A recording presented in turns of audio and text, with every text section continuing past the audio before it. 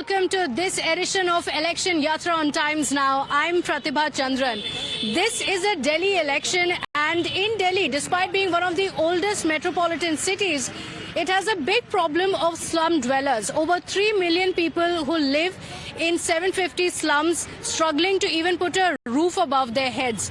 But this is the electorate that the parties are trying to woo as well. The Aam Aadmi Party has brought in several welfare schemes that is intended towards this economically weaker section. They've traditionally backed the Aam Aadmi Party, but this time around, the BJP is also doing a lot to woo this section of society. Are they going to weed away towards the BJP, or are they going to back the Aam Aadmi Party? And what are the factors that go into them backing the Aam Aadmi Party in the first place? The schemes, the problems, what the parties have to say in their promises to this section, we're going to find out in this election Yatra. Come with us. The 2025 Delhi Assembly election is the third straight battle between the two forces, brand Modi and brand Kejriwal.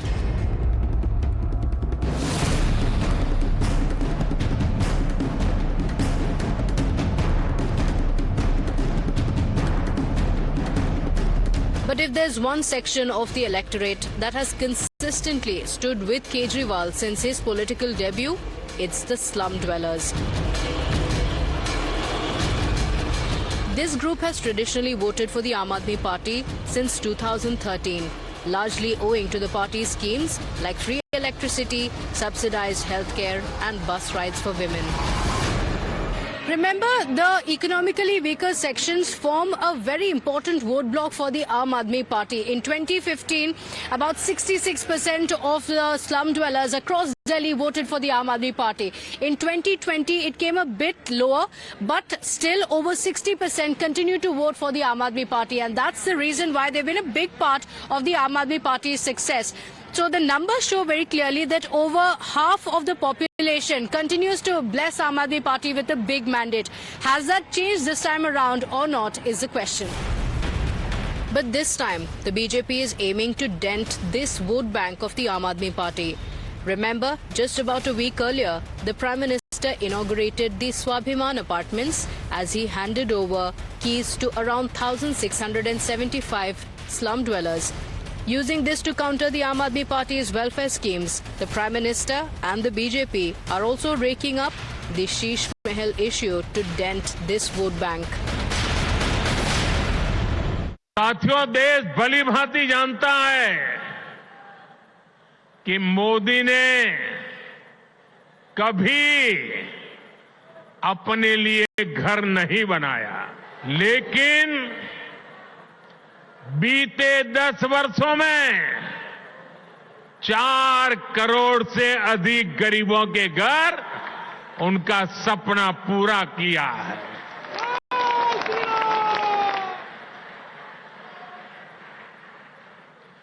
मैं भी कोई शीश महल बना सकता था,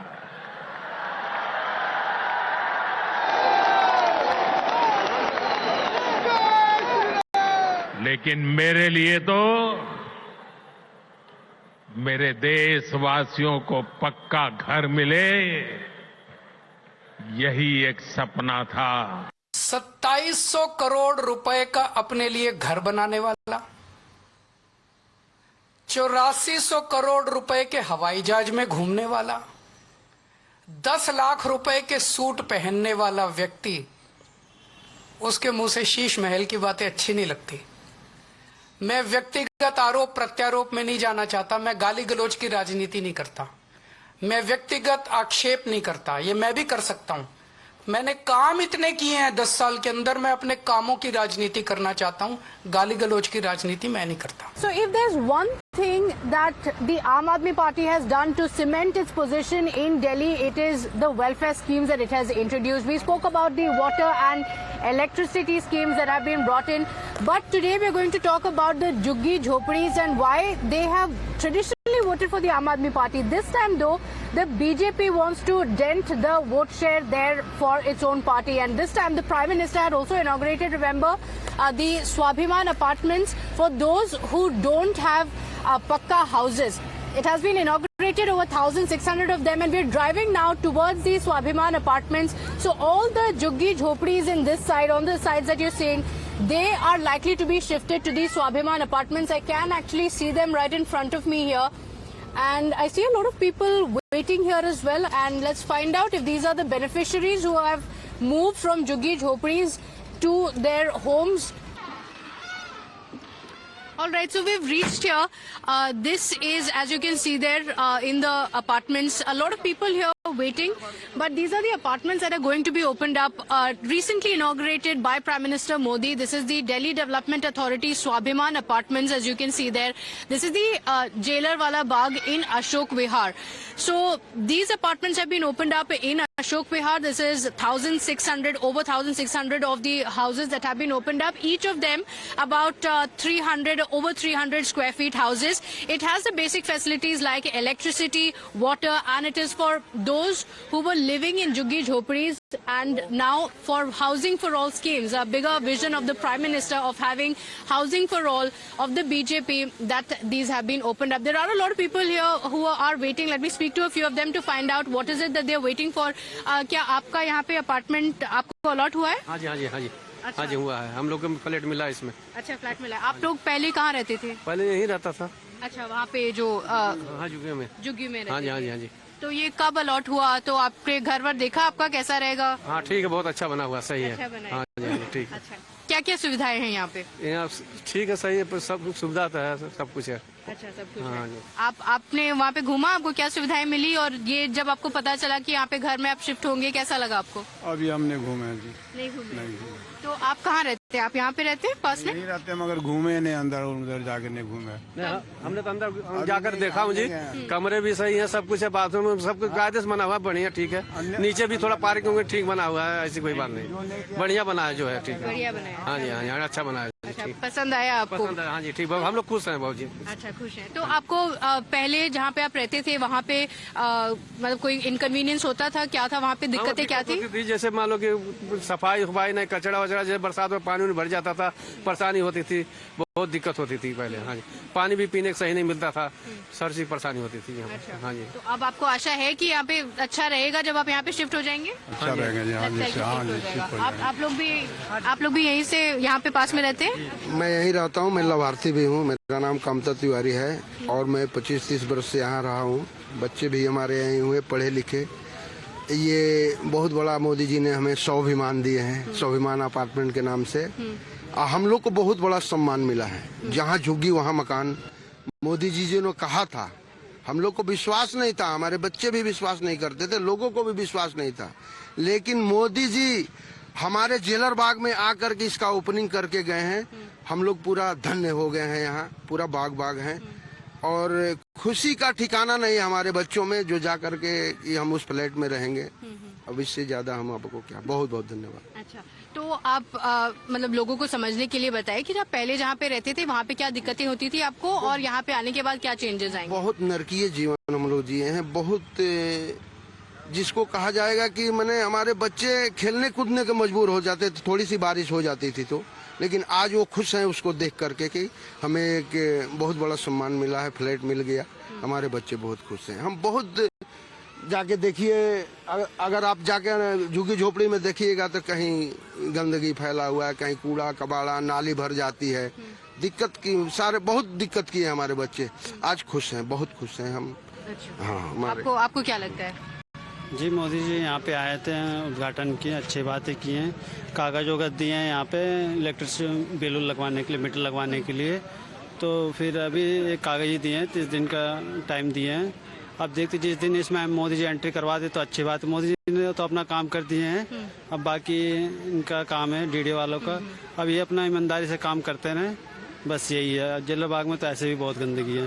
अच्छा। ना पानी की कोई व्यवस्था, ना कुछ। अच्छा, तो यहाँ पे जब आ गए, आपने बताया कि वो सब अच्छा है। यहाँ पे अभी इलेक्शन का टाइम आ रहा है, अभी अगले महीने हो जाएगा इलेक्शन, तो आपके लिए यहाँ पे मेन मुद्दे क्या रहेंगे? मेन मुद्दे हमारे तो गंदगी का ही था कि गंदगी, हम नरकीय जीवन जी रहे थे। अब मुद्दा तो खत्म हो गया। मुद्दा तो हमारा अब ये है कि हमारे जो पब्लिक है बची हुई, जो यहाँ लाभार्थी और रुके हुए हैं और भी लोग रहते हैं, उनका ध्यान रखने के लिए बोल गए हैं मोदी जी, और उनका भी ध्यान रखा जाएगा, ये बोल गए हैं। और बहुत बड़ा सुविधा, जैसे लेटरिन में हमारी बहू बेटियां जाती थी तो लाइन लगा कर करना पड़ता था, अब इसमें शौचालय का सुविधा है, हर तरह का सुविधा है, बहुत बढ़िया सुविधा दिया गया है। तो इससे हम लोग बहुत बड़े खुशी है। और एक खुशी की लहर आ गई है पूरे दिल्ली में, झुग्गी झोपड़ी में जितने हैं, कि जहाँ झुग्गी वहाँ मकान। मोदी जी जो कहे हैं वो एक मिसाल है जेलरवाला बाग कि वो करके दिखा दिए, यहाँ आ करके, और लोगों के बीच हमारे बेटी बहन से मिले, सबसे मिले, और मिल करके बहुत खुश हैं हम लोग। तो ये जो अलॉटमेंट हुआ है उसका प्रोसेस क्या था, कैसे मिले हैं लोगों को घर? जो हमारे अलॉटमेंट था कि जो पहले से रह रहे हैं 2002 से 2014 तक का, तो 2014 के जो लोग थे, जितने भी अपना डॉक्यूमेंट जमा किए थे, उनको सबका लाभ मिला है, सबको मिला है। और कुछ लोग बाकी रह गए हैं, उनका ख्याल रखा जा रहा है, और मोदी जी बोल के गए हैं कि उनका ख्याल रखा जाएगा। अच्छा, आप लोगों को कोई दिक्कतें हुई अलॉटमेंट में वगैरह, इसमें कुछ? नहीं, कोई दिक्कत नहीं हुआ जी, सब ठीक हो? हाँ सब ठीक हुआ जी। अच्छा, तो ये बताइए कि पिछले 5 सालों में आप लोगों ने क्या क्या चेंजेस देखा, यहाँ पे जो भी बदलाव आया है वो देखा, और आपको क्या लगता है कि यहाँ पे दिल्ली में कौन सी सरकार आनी चाहिए, कि आम आदमी पार्टी या भाजपा आनी चाहिए, या फिर कांग्रेस को भी चांस है? वैसे तो भाजपा की आना चाहिए जी। अच्छा, क्यों?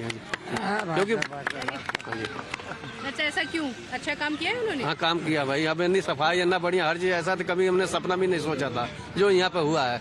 ये तो मोदी जी के मेहरबानी जो है ऐसा हुआ है, तो मैं सोचूंगा कि भाजपा ही यहाँ पे आएगा तो अच्छा है। These apartments provide a range of modern amenities such as electricity, water and cooking gas connections. The beneficiaries will only need to contribute 1.42 lakh rupees. The strategy is clear. The BJP is banking on its central schemes to outwit the Aam Aadmi Party over their welfare schemes. The BJP is pitching infrastructure and housing as alternatives to the freebies and welfare schemes. So is the strategy drawing the poor to the BJP? आम आदमी party के लोगों ने कहा है कि उन्होंने बहुत सारे मोहल्ला क्लिनिक बनवाए हैं, गवर्नमेंट स्कूल्स बेटर किया है। यहाँ बच्चे परेशान हो जाते हैं, यहाँ से ले जाते हैं मोहल्ला क्लिनिक में, कुछ मिलता नहीं जी मैडम जी। और जो 5 साल में 10 साल में यहाँ नरकीय जीवन, कोई आता भी नहीं देखने झांकने, सीवर भर जाती है, पानी बरसात में भर जाता है, कोई नहीं आता है जी।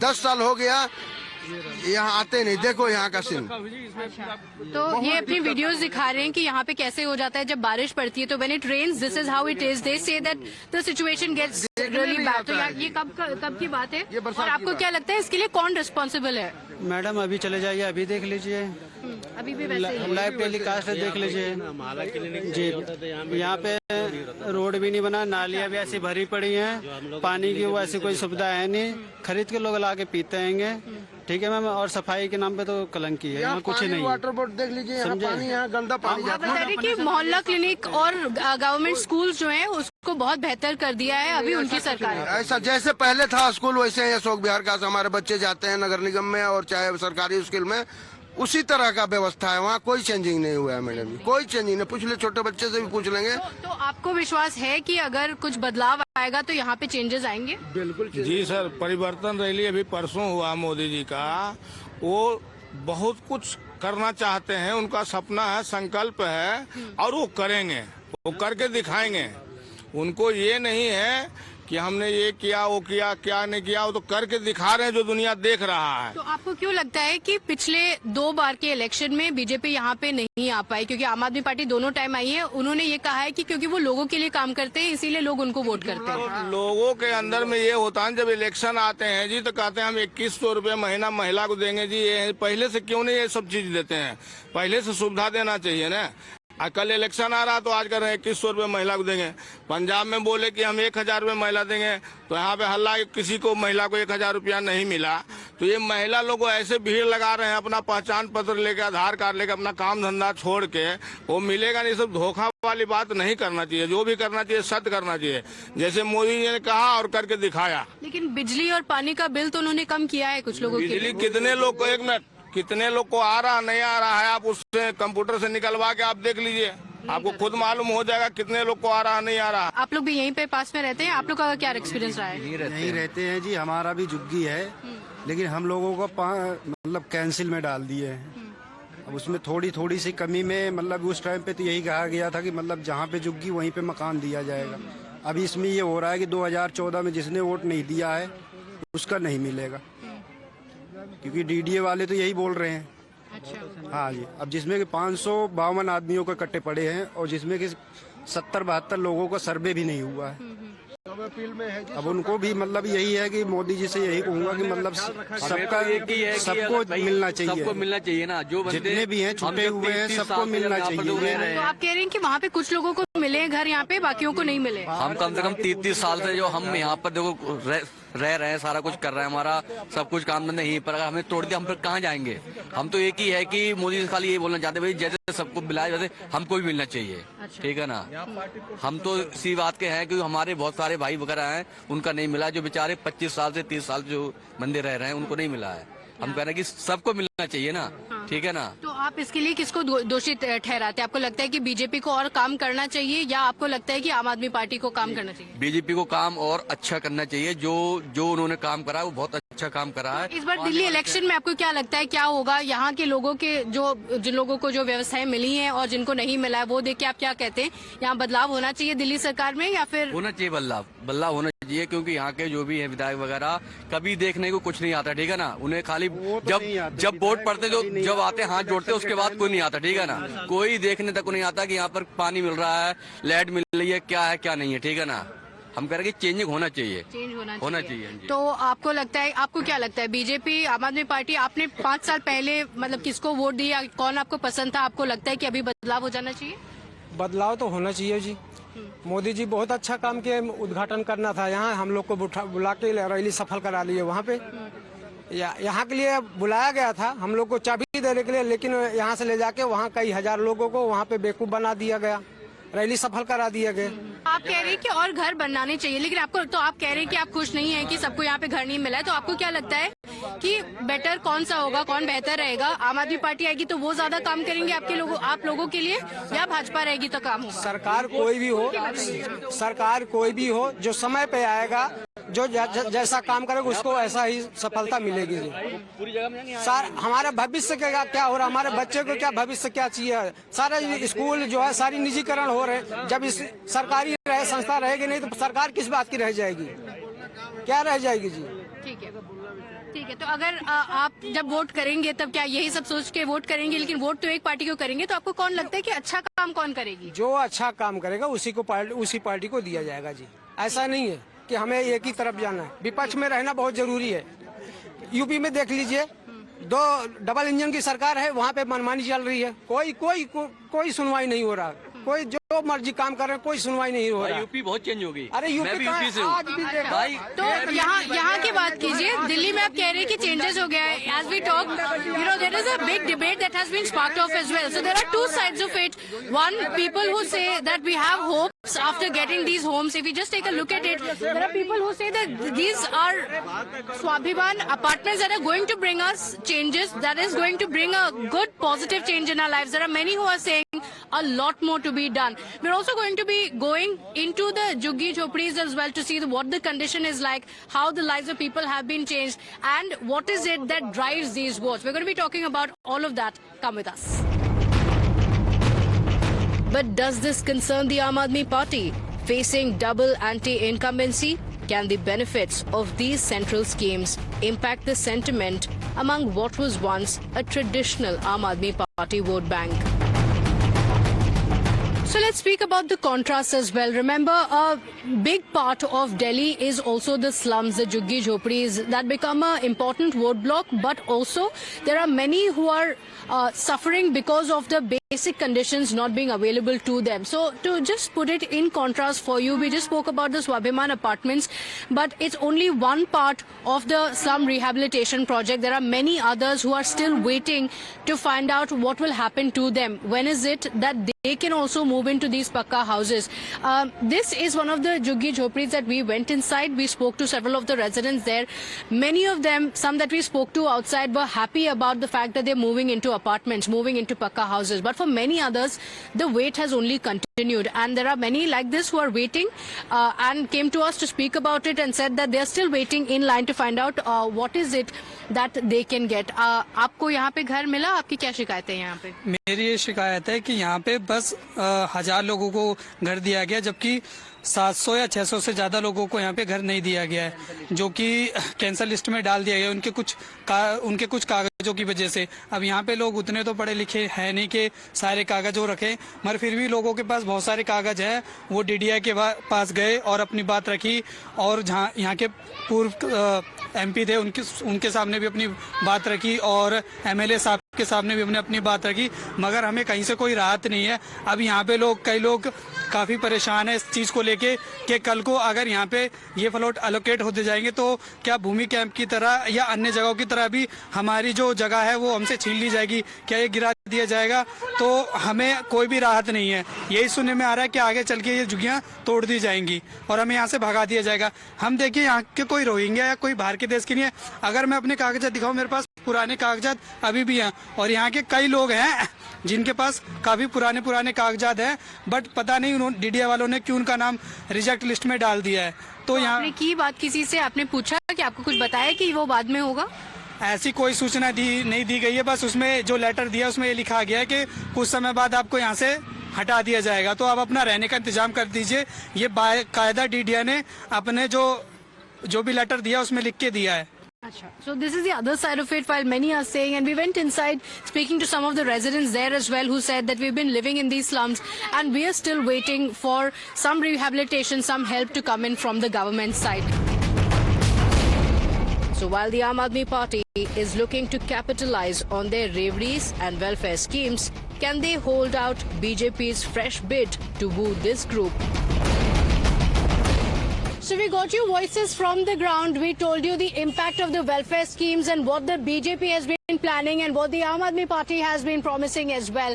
A lot more to speak about. We'll see you again tomorrow at the same time. Do join us. If there's anything that you want us to cover within Delhi as well, do let us know. We'll see you tomorrow.